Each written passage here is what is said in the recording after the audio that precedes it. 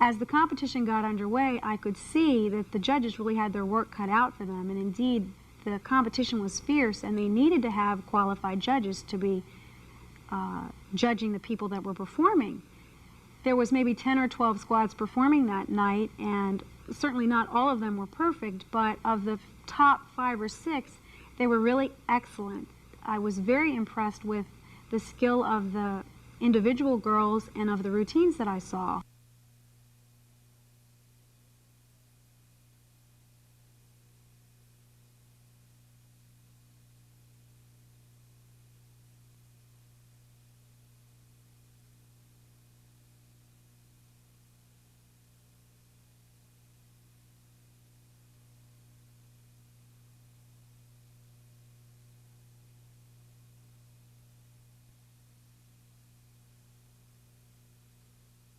These were elaborate 7 to 9 minute routines, much more complicated and polished than what I had remembered.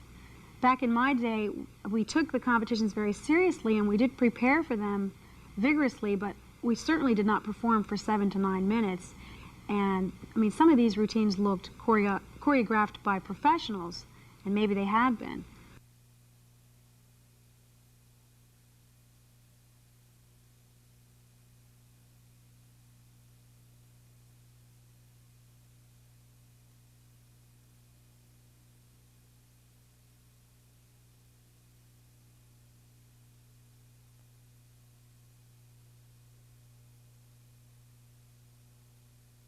So I could see, like I said, that the judges had their work cut out for them, and I was very interested in getting involved.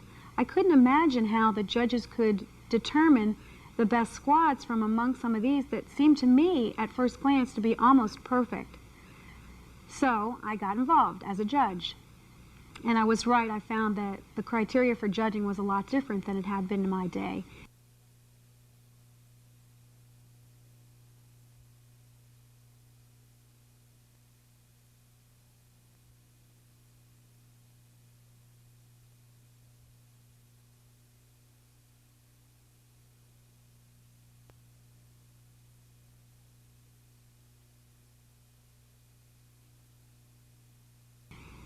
Back when I'd started 15 years ago, I think that the judges generally were maybe the high school principal, a math teacher, the PE teacher, a couple of parents, and maybe one former Pom Pom captain who might be minimally qualified to do the judging.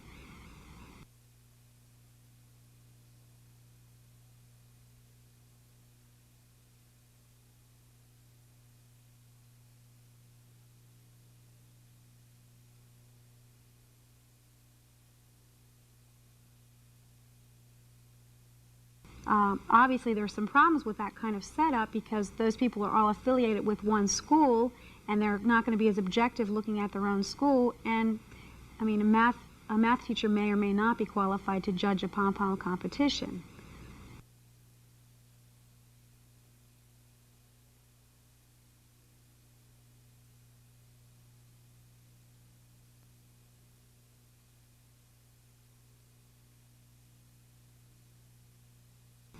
I didn't know what had changed in the time that I had left school, but I found out that in 1979, this organization, the Prince George's County Pom Pom Association, was set up.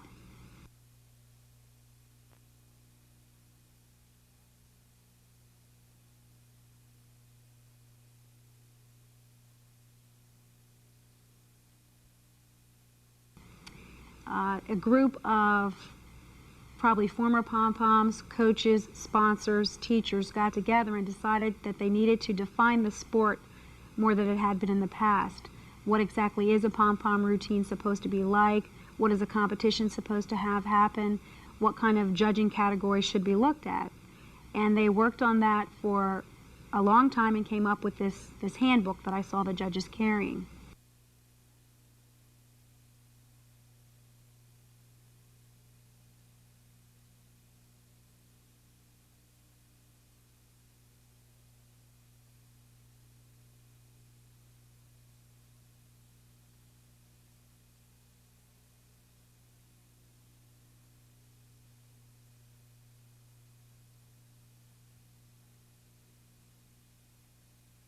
It's really quite thorough. They've defined the art of pom-poms as movement to music. So it's not the same as cheerleading, where, I mean, there's no shouting going on. This is a combination drill team dance routine that we were seeing.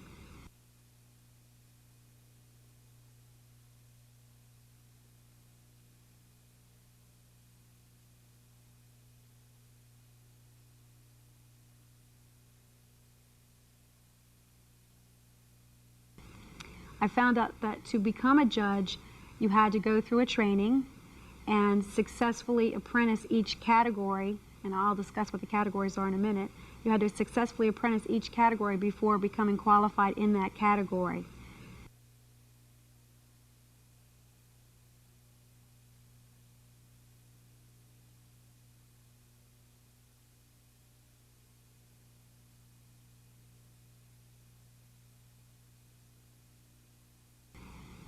There's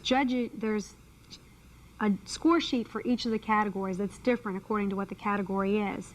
It's a carbon copy type of thing, and all of the sheets, a copy of all the sheets goes back to the judge's chairperson, and they particularly look at what the apprentices are writing on the sheets, whether the comments are appropriate, whether this person seems qualified to judge that category, and I think that's good. There's some quality control that they hadn't had in the past.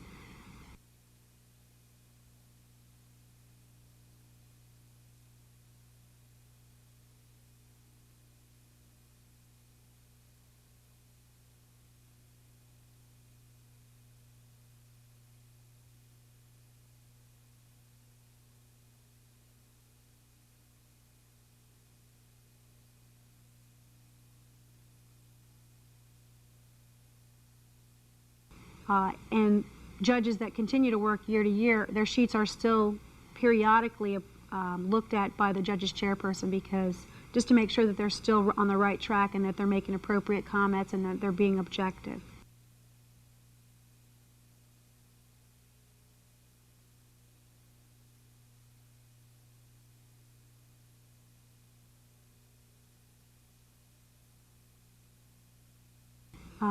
Let me talk about the judging categories now. There are 6 categories that the judges are looking at, and I'll list them and then I'll go over briefly what some of them entail. They are inspection, marching and maneuvering, which we call M&M, precision moves and dance, which I will explain, general effect, routine, and captain.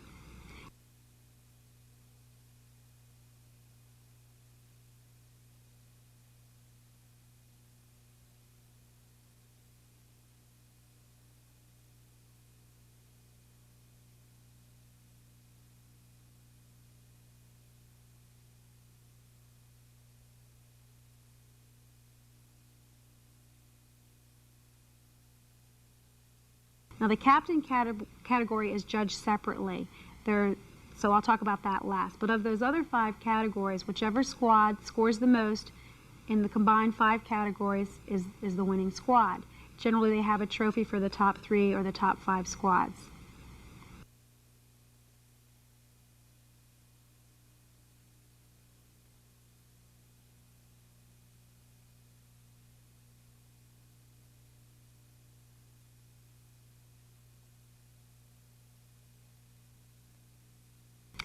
There is 1 judge assigned to each category for a competition. So if they're having inspection at that competition, there would be 6 judges.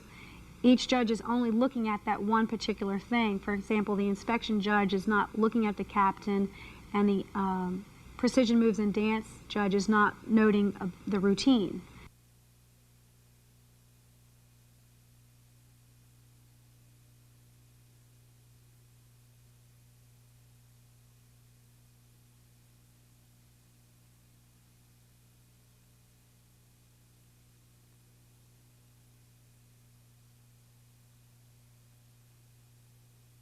Most of the judges that work for the Prince George's County Pom Pom Association are able to judge any number of categories. Some specialize, maybe they might prefer 1 or 2 categories over another, but most of them are qualified. I mean, they're considered qualified to judge in all the categories, and they're just hired for a particular category that night.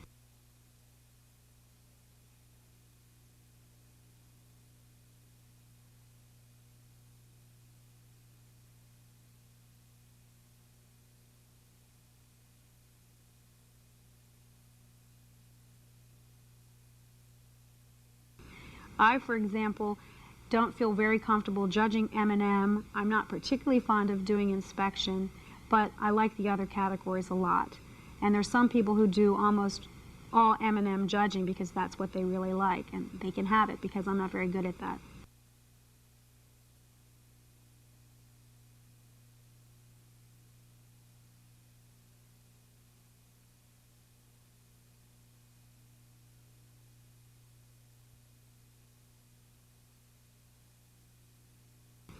So I'll start with inspection.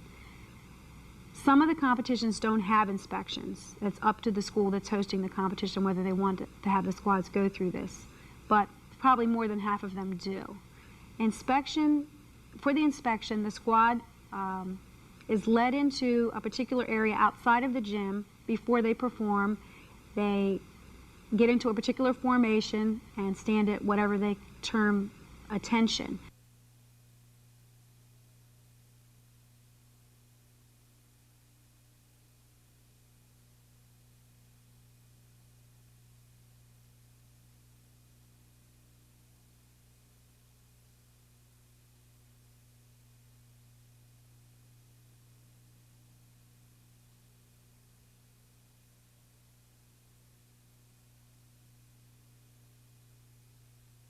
For example, the squad might line up all in a row, all 20 or 28 girls, and stand with their pom-poms together, looking straight ahead. Whatever the team decides is what they want to do for that 5 or 10 minutes that the inspection is going on. That's the way they have to stay for the entire inspection.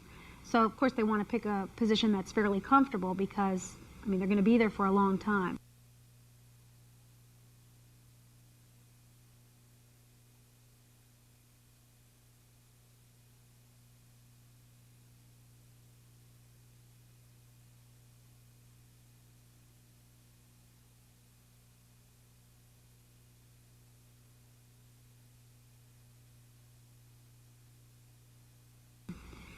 Back when I was involved, I remember that we had this policy of always smiling.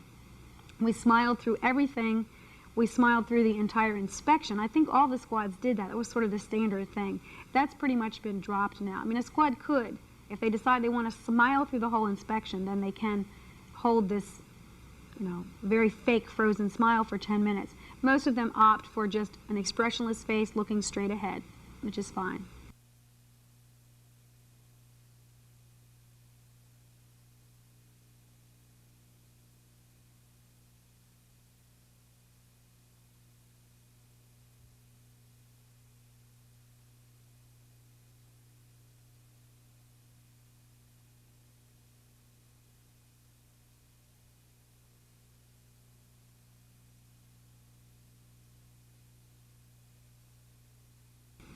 The inspection judge is looking at two things, uniformity and neatness.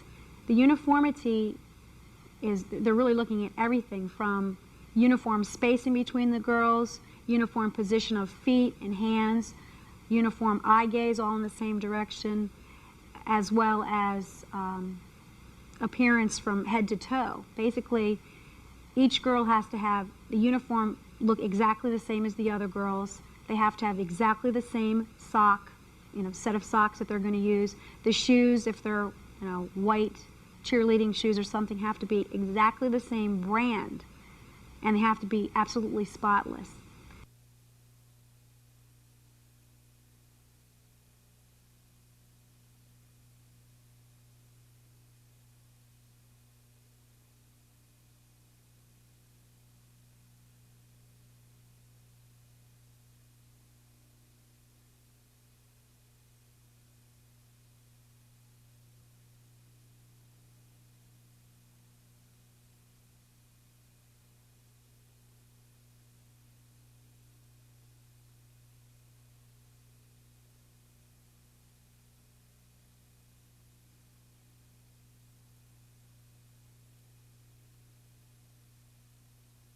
So the inspection judge carries that clipboard around with the score sheet with a place to check off any place where there's a mistake.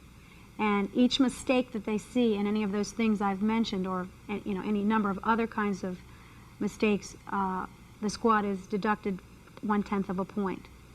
The inspection is worth 20 points, and no squad is going to get a negative. If they happen to have all of their tick marks checked off and they ended up with a 0, they're not going to go into the negative column. I doubt if that would happen.